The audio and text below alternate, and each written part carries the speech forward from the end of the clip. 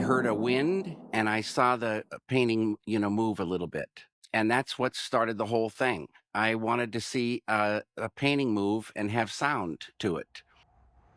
It all started with a wind. From the very beginning, David Lynch's philosophy towards film was clear. Sound is at least 50% of the picture. It's sound and picture working along together, this beautiful thing of cinema. In David's first film, Six Men Getting Sick, a wailing siren plays on a loop. In The Alphabet, the sound is pushed further by using a wind track, singing, and abstract effects. I loved sound effects, like I say, these hard effects, and then effects that got more abstract and bridge a gap between sound effects and music. Following The Alphabet, Lynch would make The Grandmother, which was a notable step up from his previous shorts. The Grandmother is 34 minutes in length, features no dialogue, and instead tells its story purely with sound and picture. David received a grant from the American Film Institute to make The Grandmother, and it was on this project that he was first introduced to Alan Splet. I started working with Al in Philadelphia on the film called The Grandmother.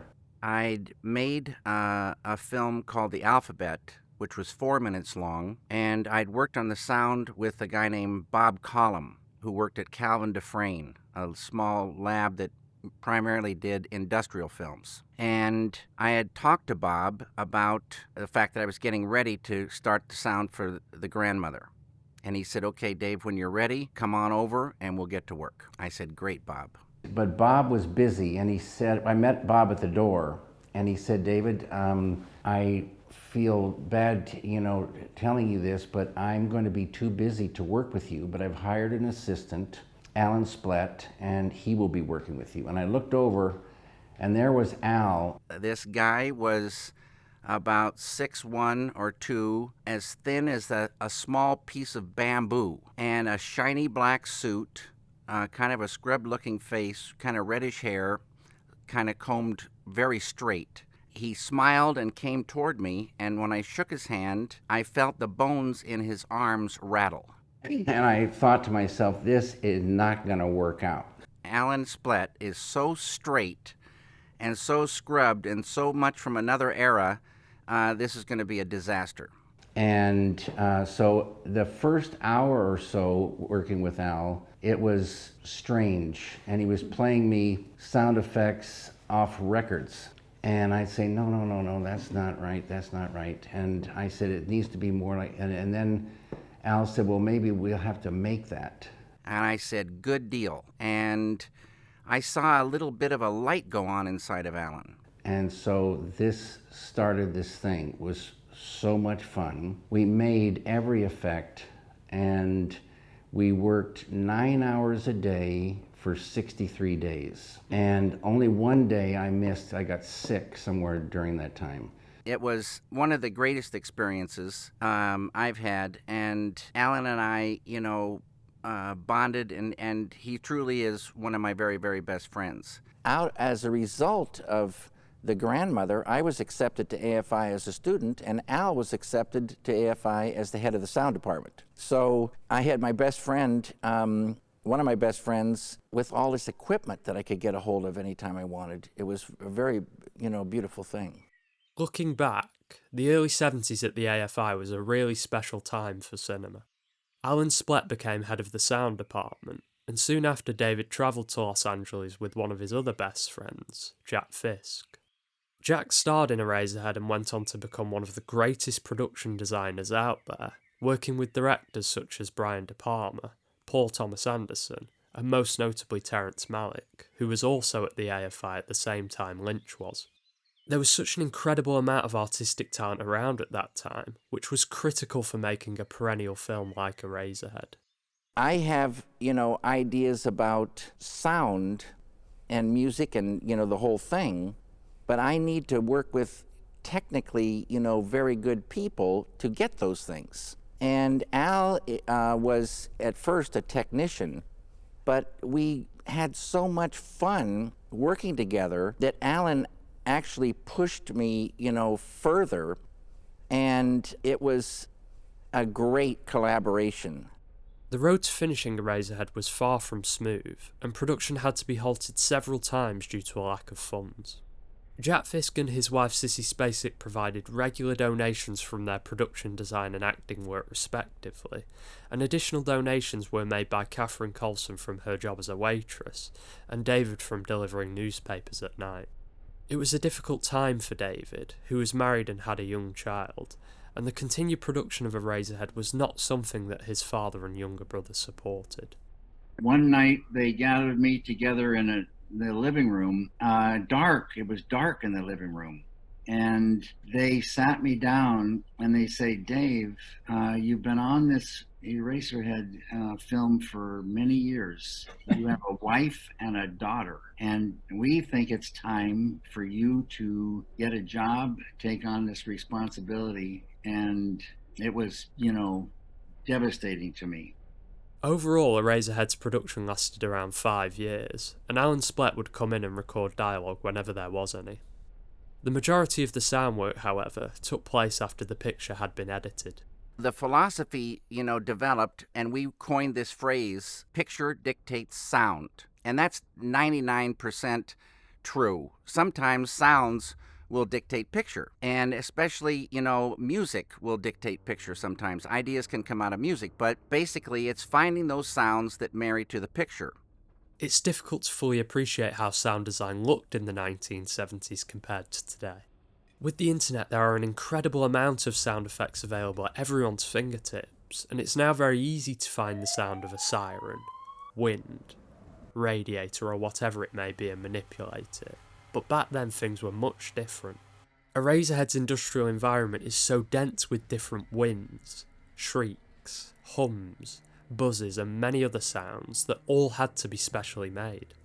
There weren't any we didn't have any libraries, so everything had to be made. So there's lots of recording and then fiddling with the recording with the equipment that you have until it sounds right and there's a mood. And so Eraserhead was an industrial world, and industrial presences and interior sounds, all kinds of different things to make a mood. It's fun working with industrial environments, though, because you have a lot of leeway in what you can do. There are so many great stories about how David and Alan Splet recorded the different sounds of Eraserhead.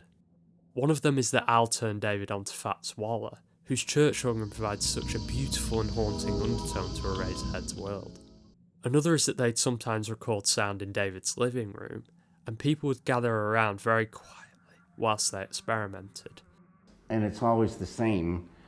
There's one sound, and once you have one sound, you can say, oh, it's not enough of this, or it's too much of that, or this and this and this, it needs to be changed like this.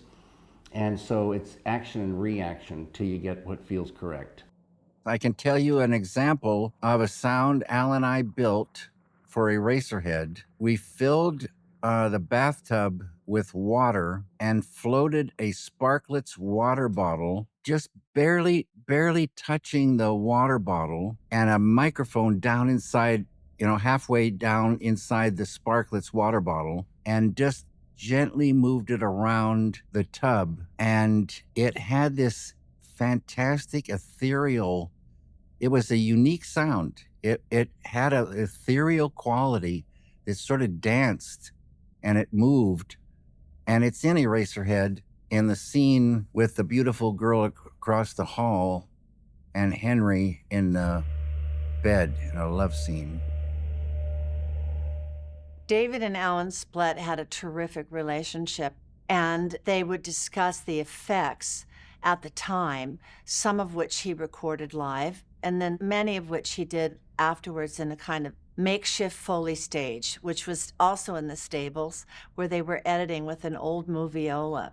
And I remember a friend of mine editing in another room at the AFI, being called in the middle of the night by David saying, do you have a radiator in your room? And she said, yes, I do. And he said, can I come in and record the sound of the radiator? And she said, well, I don't know if the radiator's on. He said, no, I just need the sound of somebody jumping off the radiator. So that became kind of one of those wonderful stories that's really true of David's sound effects and the recording of them. It's hard to overstate just how influential Eraserhead and its sound design have been in the years since its release. Artists like Trent Reznor and David Bowie, who later collaborated with David, were influenced by the film. Eraserhead's atmosphere was also a deep influence on The Shining, and Stanley Kubrick once said it was his favourite film.